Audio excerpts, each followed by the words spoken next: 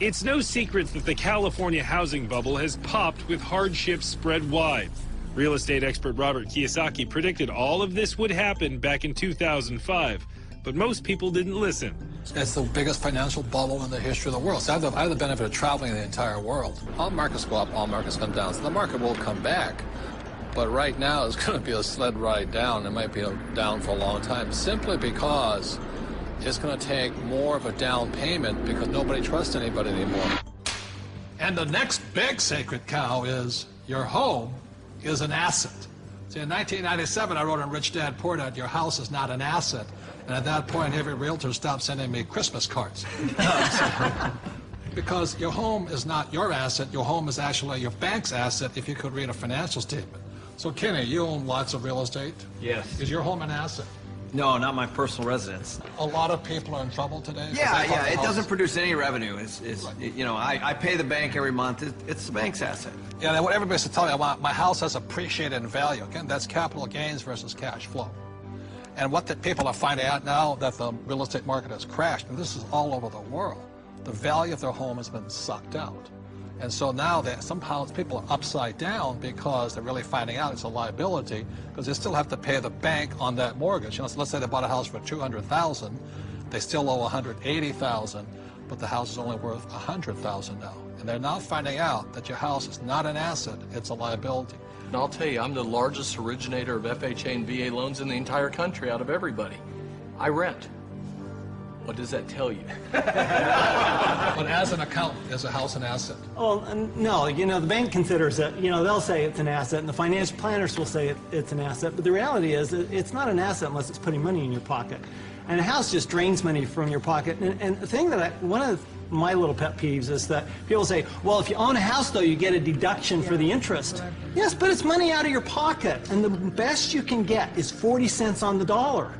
Okay, so you're given $1 and you get 40 cents back. You're still out 60 cents. It's not difficult math. Your home is shelter. It's a place to raise a family. But it's not an asset that you're ever going to make money on. It's not a financial asset. No, you might make money in an uptrending market, but today the market's trending down. And that's why in 1997, what I said in Rich Dad Poor Dad, your house is not an asset, was heresy. Now people are going, oh my God, I should have listened to him. So I'm not saying don't buy a house.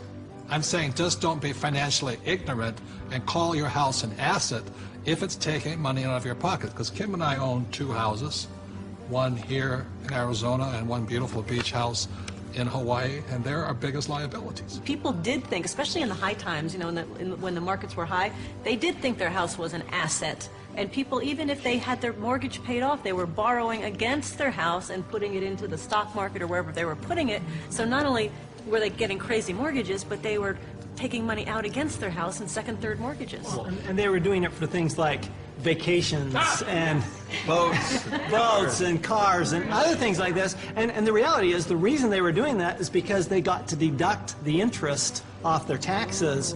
And so they thought that, well, this is okay because I get a deduction. But just because you get a deduction doesn't make it a good thing to do. Well, one of the big mistakes people make is over-improving their house. You know, they put in a $50,000 swimming pool and it brings them $20,000 worth of value. Well, the way I look at it is you just bought a $30,000 babysitter. 50% of the mortgages in Reno are underwater, meaning that the mortgage is greater than the value of the property. All right, and this affects the whole community because people aren't able to sell their homes and move to a place where they can get a better job. The neighbors aren't going to sell their house because values are so far down. So this has affected entire communities. And again, we've heard people say that your home is an asset. Well, we're talking here about financial education, and this is one of the biggest financial lessons that our country has had to learn, a very hard way, that your home is not an asset. This has happened before, and what's going to happen is new laws will come in, new credit will be loosened again here years from now, and the prices will come up again, and people will do it again. It's about a 20-year cycle as in anything. The point here is this is the best time to be buying real estate. If you are a first-time home buyer, this is your best time. Just don't call it an asset. You know, this is the best time to getting back in the market. And that's why it takes financial education. The reason I'm in real estate is for one reason. It's debt. is one of the easiest assets to get debt on is real estate. But if you're going to use debt, you've got to be highly financially intelligent. Otherwise, if you're not intelligent, just keep calling a house an asset. We're talking a lot about assets, and there are 4 primary asset classes. One is business. As an entrepreneur, you own a business. Number 2 is real estate, and we love rental properties that cash flow, real estate that puts money in our pocket every single month. Number 3 are paper assets, stocks, bonds, mutual funds, savings. Most E's and S's are in paper assets today. And number 4 are commodities, gold, silver, precious metals, oil and gas. For Robert and I, we're in business. We're in real estate. We own hundreds of properties in real estate. We have paper assets and we have commodities. So for us, when we talk about diversification, we're in all 4 asset classes.